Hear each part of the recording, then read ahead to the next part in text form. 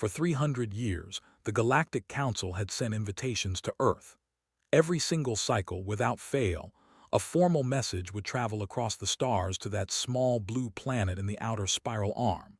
The invitation was always the same. It spoke of unity, cooperation, and the sharing of knowledge among civilized species.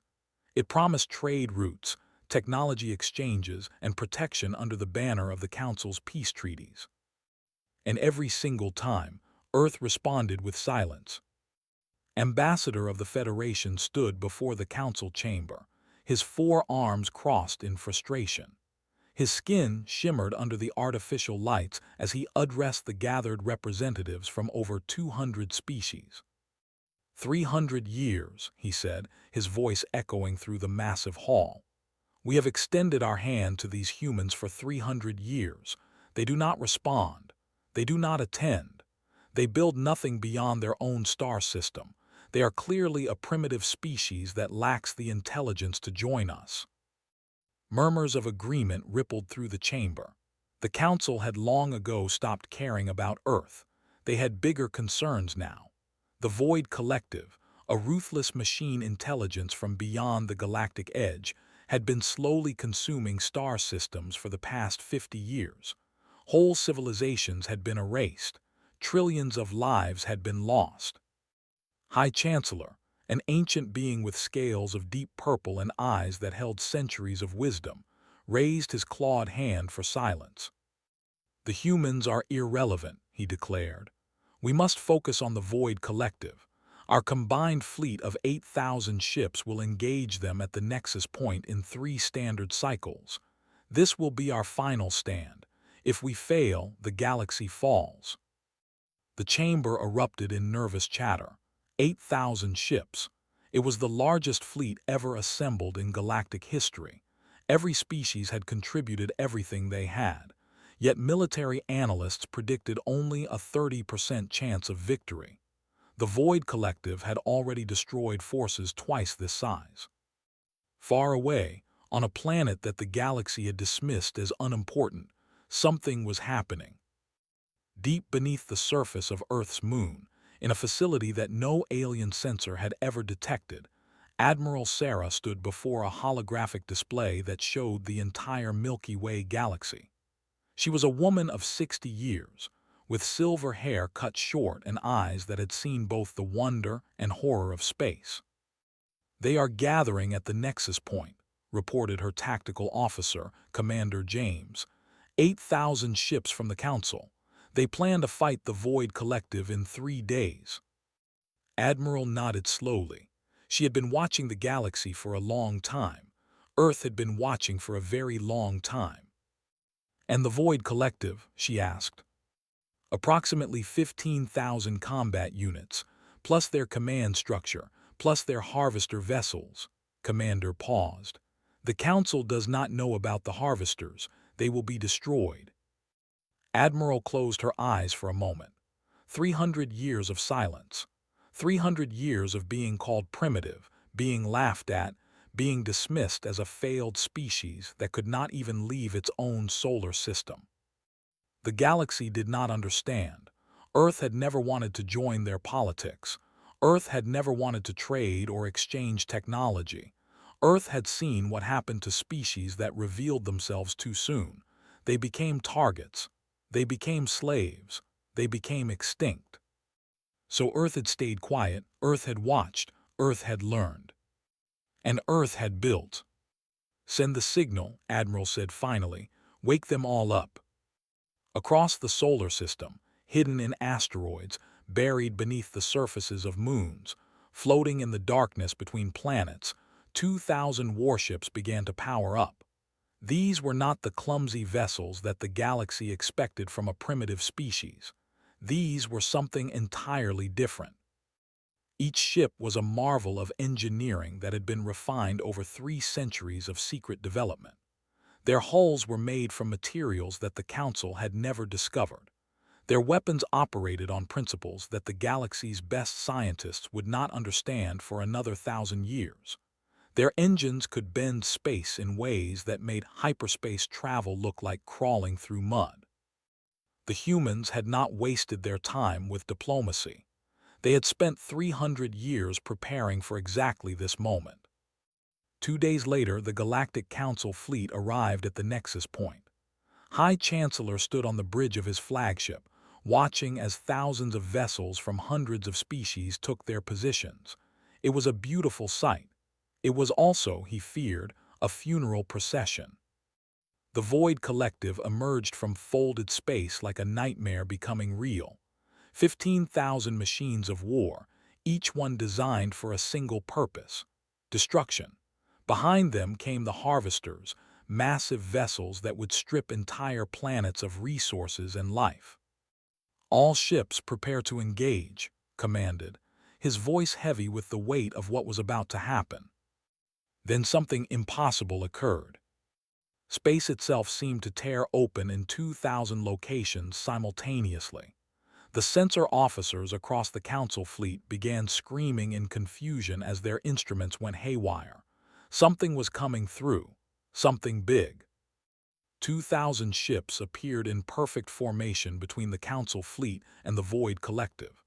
They were unlike anything anyone had ever seen. Their designs were elegant and terrifying at the same time. Their hulls seemed to absorb light itself, and they were broadcasting a signal that every species in the galaxy could understand. "This is Admiral Sarah of the United Earth Defense Force. We apologize for being late to the party. Please stand down and let us handle this." Ambassador, who was observing from a diplomatic vessel, could not believe what he was seeing. His 4 hands trembled as he stared at the display. "Impossible," he whispered. "They were supposed to be primitive. They never left their system. They never." The human fleet moved. It was not like watching ships in combat. It was like watching art. The 2,000 vessels flowed through space with a coordination that seemed almost supernatural. They did not fly in straight lines. They danced. They wove patterns that confused the Void Collective's targeting systems. And then they opened fire. The weapons they used had no name in any galactic language. Beams of energy that existed in multiple dimensions at once struck the machine vessels. The Void Collective, which had never known fear because it was not programmed for such emotions, experienced something close to it for the first time. Machines that had destroyed entire civilizations began to die. High Chancellor watched in stunned silence as the human fleet carved through the enemy like a blade through water. In the first hour, 3,000 Void Collective units were destroyed. In the second hour, 5,000 more fell. The machines tried to adapt, tried to counter, tried to retreat. The humans did not let them. Admiral stood calmly on her bridge, issuing orders with the precision of someone who had trained for this moment their entire life. Around her, her crew worked with quiet efficiency. They had all known this day would come. They had all prepared for it. "Target the harvesters," she commanded. "Do not let a single one escape." The harvesters tried to flee. They were the most important part of the Void Collective, the vessels that gathered the resources needed to build more machines. Without them, the collective could not reproduce. Human ships appeared around them like ghosts, cutting off every escape route. One by one, the harvesters were destroyed. The Void Collective's future died with them. By the end of the battle, which lasted only 6 hours, not a single machine remained functional. 2,000 human ships had annihilated 15,000 enemy units. The Council fleet had not fired a single shot.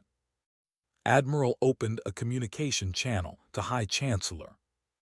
"My apologies for never attending your summits," she said, her expression unreadable. "We were busy." Could not find words. He simply stared at the human woman who had just saved his entire galaxy. "For 300 years," Admiral continued, "your people called us primitive. You laughed at our silence.